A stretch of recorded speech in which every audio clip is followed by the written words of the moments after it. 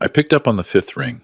It was 5:23 inches the morning, and at 67 years old, I've learned that calls at this hour mean someone's dead, dying, or in jail. None of those options ever lead anywhere good. Hello? My voice came out rough, thick with sleep. Static crackled through the line, then a man's voice, measured but urgent. Is this Robert Mitchell speaking? Yes. Who's this?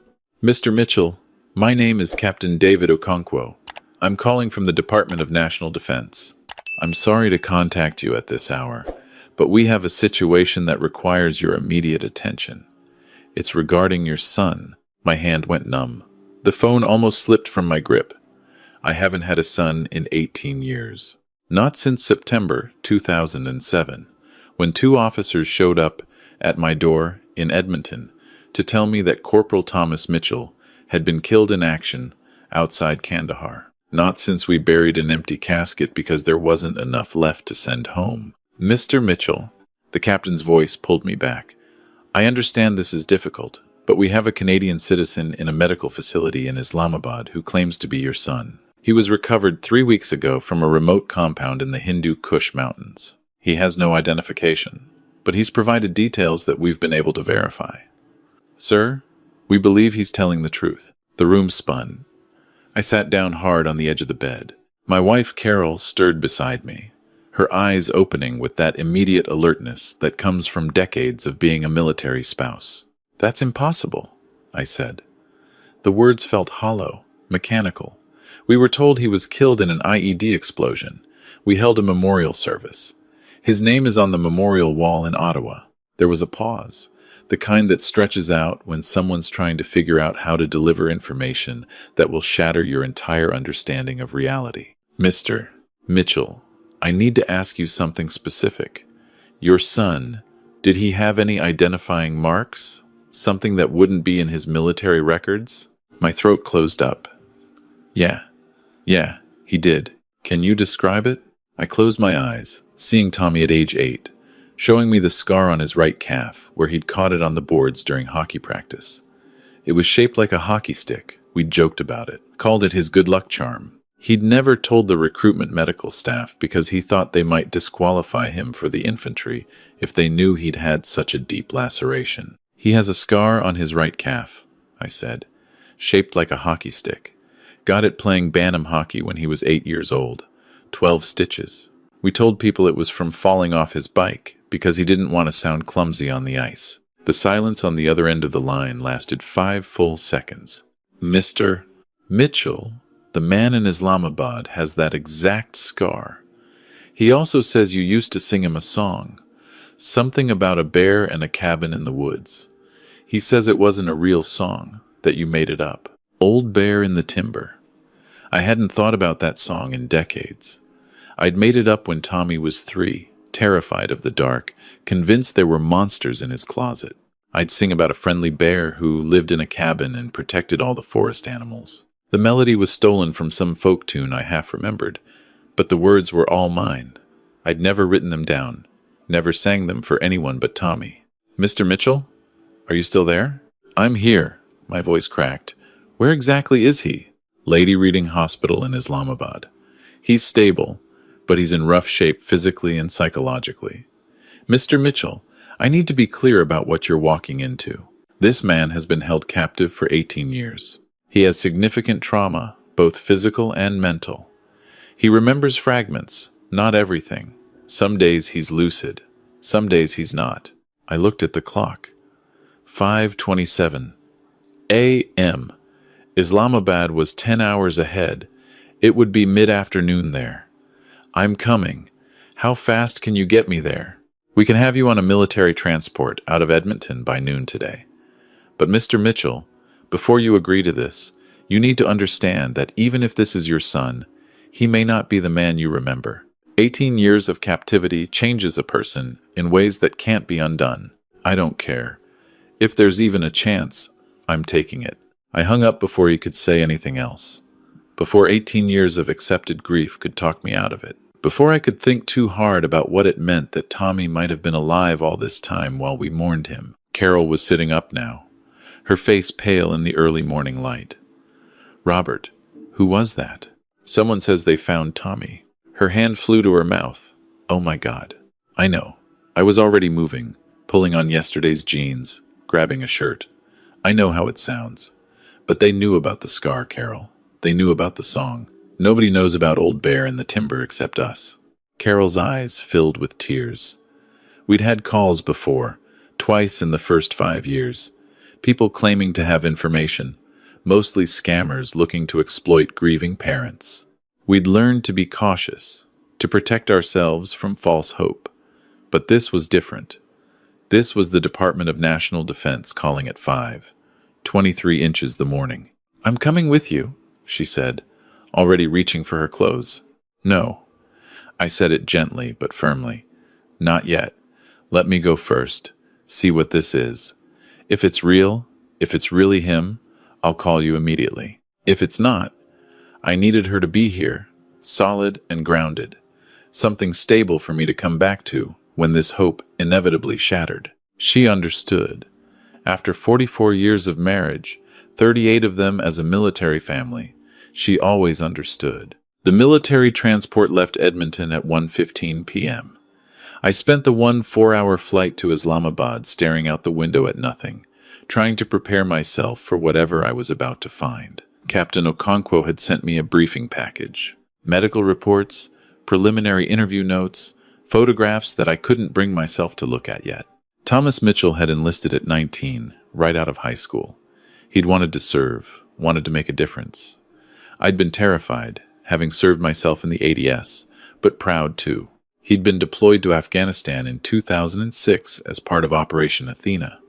On September 4th, 2007, his convoy had been hit by an IED outside Kandahar. 2 soldiers killed instantly, 3 injured, 1 missing and presumed dead. That one had been Tommy. They'd searched for 3 weeks, found his rifle, his helmet, scraps of his uniform. DNA evidence had been inconclusive. The blast zone was massive. They'd told us that with the heat, the scavengers, the chaos of the explosion, sometimes there just wasn't enough left to identify. They'd declared him killed in action. We'd had a memorial service at the Garrison Church in Edmonton. His brothers had given the eulogy. I couldn't speak. Couldn't get the words past the grief lodged in my throat like concrete. For 5 years, I'd searched anyway. Contacted every organization that dealt with POWs, missing soldiers, displaced persons. Sent his photo to refugee camps, hospitals, prisons. Nothing. Eventually, even I had to accept that he was gone. We'd moved on, the way you move on after losing a child. You don't heal. You just learn to function around the wound. We landed in Islamabad at 4:30 a.m. local time.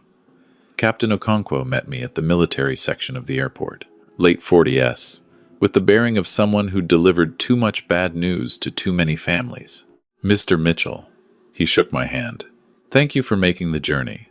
I want to prepare you before we go to the hospital. I nodded, not trusting my voice.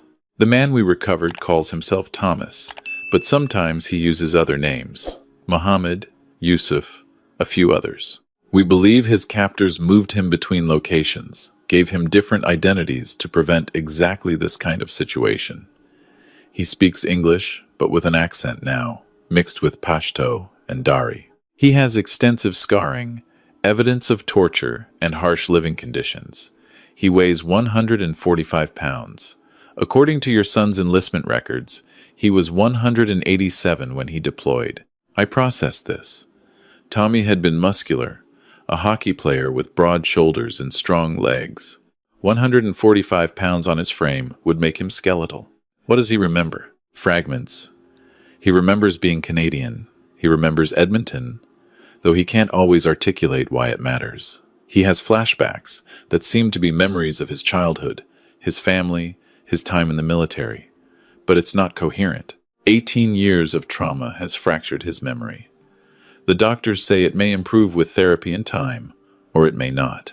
We drove through Islamabad as dawn broke over the mountains. Lady Reading Hospital was a sprawling complex on the edge of the city.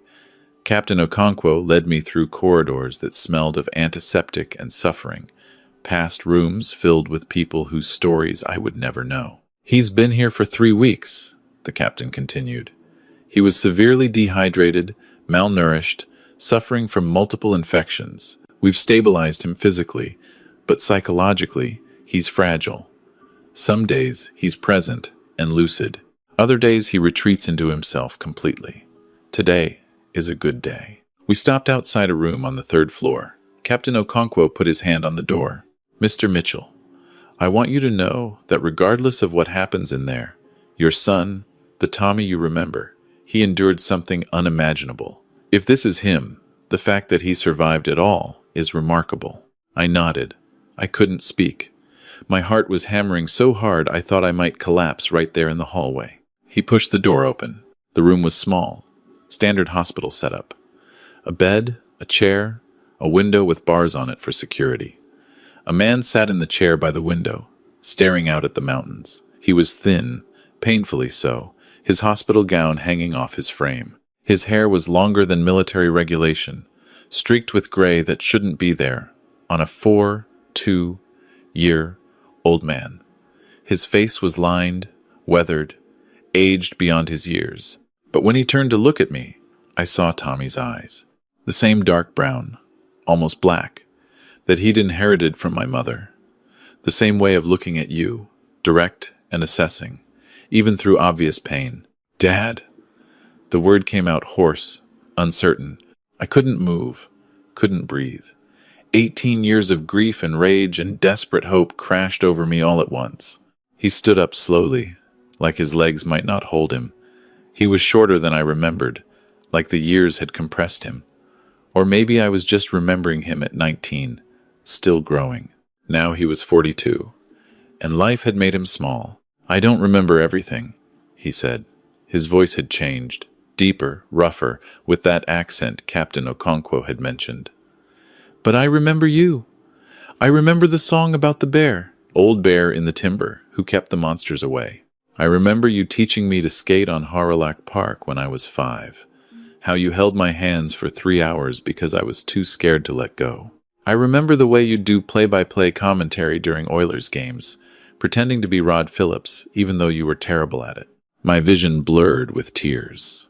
The play-by-play thing, that had been our private ritual. During games, I'd narrate in a ridiculous announcer voice, making up absurd commentary that made him laugh. We'd never told anyone about it. It was just ours. Tommy. I crossed the room in 3 steps, pulled him into my arms. He was stiff at first, uncertain, like he'd forgotten how to be held. Then he collapsed against me, his whole body shaking with sobs that sounded like they'd been trapped for 18 years. He smelled wrong, not like my son, not like the kid who'd worn too much Axe body spray and ate peanut butter straight from the jar. He smelled like hospital antiseptic and old trauma and years of suffering I couldn't begin to imagine. But when I closed my eyes, I could feel the shape of him, the way his head fit against my shoulder, even though he was taller than me now, the way he'd always been. The way his breath hitched when he cried, the same pattern I remembered from when he was small. "You're alive," I whispered. "You're alive. That's all that matters." We stood there for a long time, 2 broken people trying to remember how to be father and son. Eventually, we sat. Him in the chair, me on the edge of the hospital bed, and slowly, haltingly, he began to tell me what he remembered. The IED had gone off. He remembered that. The blast, the chaos, the pain. He'd been thrown clear of the vehicle, injured but alive. Before he could get his bearings, someone had grabbed him. Not insurgents looking for information, or at least not initially. Someone looking for leverage, for a bargaining chip. Everything after that was fragments. Years in different locations, sometimes underground, sometimes in remote compounds. Years of being moved at night, of different faces, different voices demanding different things. Years of being Mohammed when they needed him to blend in, of being Yusuf when they moved him to a new location, of slowly forgetting that he'd ever been Thomas Mitchell from Edmonton, Alberta. The memories had started coming back about 2 years ago, he said.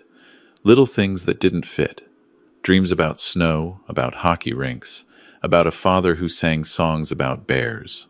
But they were jumbled, confused, mixed in with years of survival and trauma that felt more real than those distant childhood memories.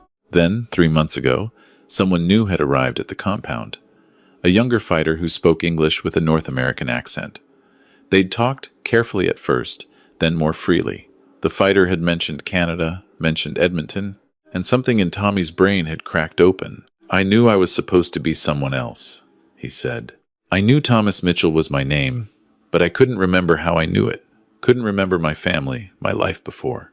Just knew that I'd been someone else once." The compound had been raided by Pakistani forces 4 weeks ago. They'd found him in a cell, emaciated, feverish, barely coherent. He'd told them he was Canadian military. They'd thought he was delusional until they'd checked his scar, run his fingerprints through international databases, contacted Canadian authorities. I listened. I didn't interrupt, didn't ask questions, just let him talk. Some of what he said made sense. Some of it was confused, fragmented the way trauma memories often are. But through it all, there were details. Small, specific things that no imposter could have known. The way I always burned the bannock when we went camping, trying to cook it over an open fire like my grandmother had shown me. The inside joke about our neighbor's dog, Mr. Whiskers, who was actually a girl dog, but the neighbor refused to admit his mistake. The stupid argument we'd had the night before he deployed, about whether he should have gone to university first, how he'd said he'd go after his tour, and I'd been too angry to tell him I was just scared of losing him. "I didn't mean what I said that night," he said suddenly, "about how I didn't need your advice, how I could make my own decisions. I was 19 and stupid and trying to prove I was a man. But I did need your advice. I needed it every day of the last 18 years. My throat closed up. I know, son." There was a knock on the door. Captain Okonkwo came in, apologetic. "I'm sorry to interrupt, but Thomas needs to rest. And Mr. Mitchell, there are some things we need to discuss." We stepped into the hallway. The captain kept his voice low. "We'll need to do a full DNA confirmation, though given the level of detail he's provided, there's little doubt. There will be extensive debriefing. Intelligence wants to know everything about where he was held, who held him, how the network operated, and he'll need significant psychological support. Mr. Mitchell, 18 years of captivity has caused severe PTSD, dissociative episodes, depression. The integration process will take years, possibly decades. Whatever he needs, whatever it takes. There's something else." The captain hesitated. "Your son's death benefits, the pension your wife receives, his name on the memorial wall, all of that will need to be addressed. There will be media attention. This is, you understand, unprecedented." I nodded. Tommy had been officially dead for 18 years. His death had been processed, documented, memorialized. Now we'd have to undo all of that. "And Mr. Mitchell," the captain continued, "you need to prepare yourself and your family. Thomas isn't the one, 9-year-old, who deployed. He may never be that person again. He's a 2-year-old man with nearly 2 decades of trauma. The son you remember exists in fragments. This version of him may be all you get. He's my son." The words came out fierce. "I don't care who he had to become to survive. I don't care what he remembers or doesn't remember. I've had 18 years to mourn him. I'm not wasting another second." I called Carol from the hospital courtyard, told her everything. She was booking a flight before I'd finished talking. Our other sons, Jacob and Matthew, both in their 40s now with families of their own, were on the next flights from Vancouver and Calgary. The DNA test results came back 4 days later. Match confirmed. Thomas Alexander Mitchell, born the 15th of March 1988, reported killed in action the 4th of September 2007, was alive. I was in Tommy's room when Captain Okonkwo delivered the news. Tommy was having a bad day. He'd barely spoken, had been staring out the window at the mountains with an expression that suggested he was somewhere else entirely, somewhere darker. "Thomas." I put my hand on his shoulder. "It's confirmed. You're my son. You're Tommy Mitchell. You're coming home." He looked at me with eyes that were both ancient and lost. "Home," he repeated. "Edmonton?" "Yeah, Edmonton. Snow and winter. The Oilers. Your mom's terrible bannock, that's somehow worse than mine. Your brothers and their kids. Home." Something shifted in his expression. a crack in the wall he'd built around himself. "I don't know if I remember how to be there," he said quietly. "I don't know if I know how to be Canadian anymore." "Then we'll teach you again," I said. "Or you'll teach us who you are now. Either way, you're not doing it alone." Carol arrived the next day. I'd been worried about how Tommy would react, whether he'd remember her. When she walked into the room, he stood up so fast he nearly fell. "Mom," he said, and the word broke both of them. She held him and cried and said his name over and over like a prayer. My baby, you're alive." Jacob and Matthew arrived 2 days later. The reunion was harder. Tommy didn't remember them as clearly. He'd been 19 when he deployed. Jacob had been 16, Matthew 13. Now they were men in their 40s, strangers with familiar features. But they tried. They brought photos, told stories, helped fill gaps. Jacob showed him pictures of his kids, Tommy's niece and nephew he'd never met. Matthew told him about his life, his career as an engineer, the house he'd bought in Calgary. Tommy cried during those visits, mourned the 18 years he'd lost with them, the relationship they might have had. But slowly, carefully, they built something new. The Canadian government arranged for Tommy's transport home 3 weeks later. There was a quiet ceremony at the Edmonton garrison. No media, just family and a few officials. They removed his name from the memorial wall, added it to a different list. Prisoners of war, recovered. He was only the second name on that list in the past 50 years. We brought him to our house, the same house he'd grown up in, on the south side of Edmonton. Carol had kept his room mostly the same. Hockey posters on the walls, his old Oilers jersey hanging in the closet. He stood in the doorway, staring at it like a museum exhibit of someone else's life. "I used to live here," he said. It wasn't quite a question. "Yeah, this was your room. That's your jersey, number 94. You wore it every game day for 3 years of high school." He touched the jersey carefully. 94, Smitty's number. "Ryan Smith," I confirmed, surprised he remembered. "Your favorite player?" That night, Carol made dinner. Not anything fancy, just meat, potatoes, and vegetables. Simple food after years of whatever Tommy had been surviving on.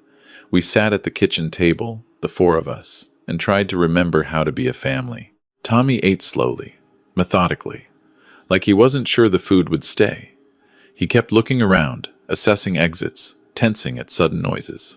When a car backfired outside, he was on his feet before I could blink, eyes wild. "Sorry," he said, sitting back down slowly. "I'm sorry. I know I'm safe. My brain just doesn't believe it yet." "You don't have to apologize," Carol said. "You don't ever have to apologize for surviving." The first few months were brutal.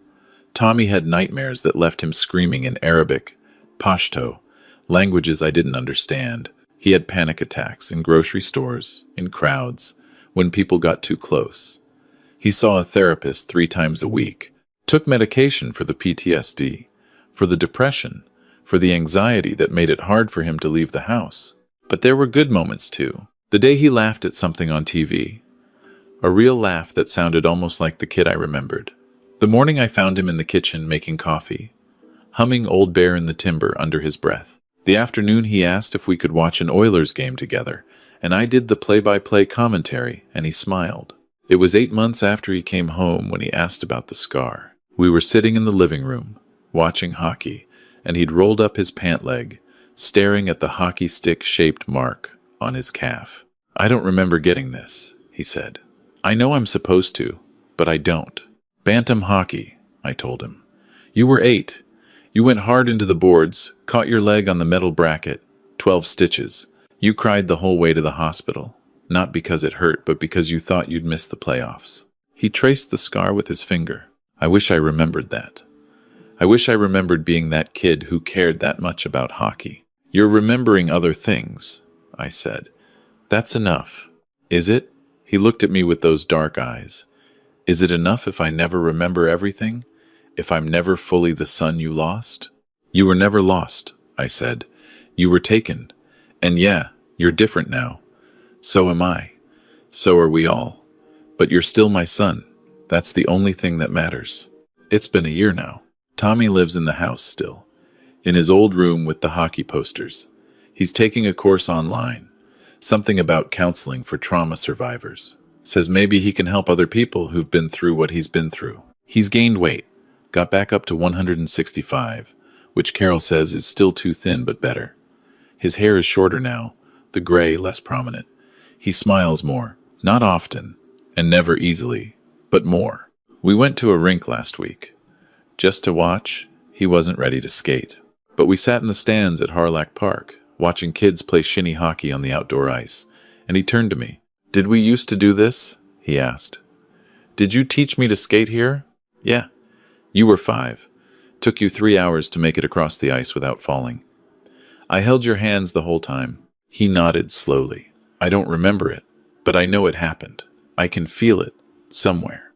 "That's enough," I said. "That's enough for now." Because it is. He'll never be the 19-year-old who deployed. I'll never get back those 18 years. We'll never know exactly what happened in all those compounds, all those cells, all those moments of survival. Some memories are gone forever. Some are too painful to revisit, and some are slowly filtering back in fragments. But he's here. He's alive. He's learning to be Thomas Mitchell again. Or maybe learning to be whoever Thomas Mitchell was always supposed to become after surviving the unsurvivable. We've lost 18 years. We'll never get them back. But we have now. We have whatever time is left. And I intend to make every second of it count. Because my son came home. Not the same, not whole, not healed, but alive. And that's everything.